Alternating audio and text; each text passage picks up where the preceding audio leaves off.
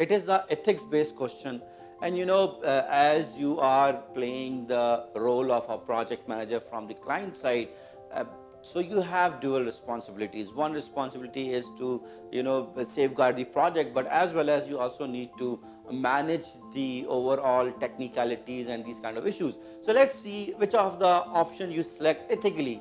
Option A says close the or cancel the contract. You're not going to cancel the contract based on this information, so option number A is not the right thing to do. Option B says proceed with the vendor recommendations.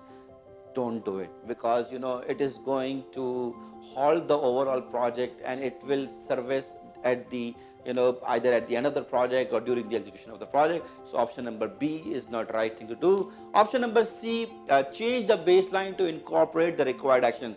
Actually, that's what I have done in a real situation. You have to do the same thing. It doesn't matter if it is going to change your baseline. You can talk to your management and manage the thing.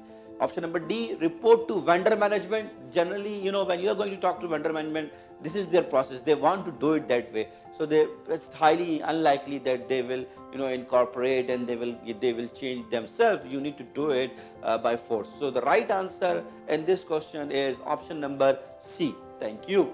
Those who have answered it correctly through ethical mindset, congratulations. For others, I hope it helped.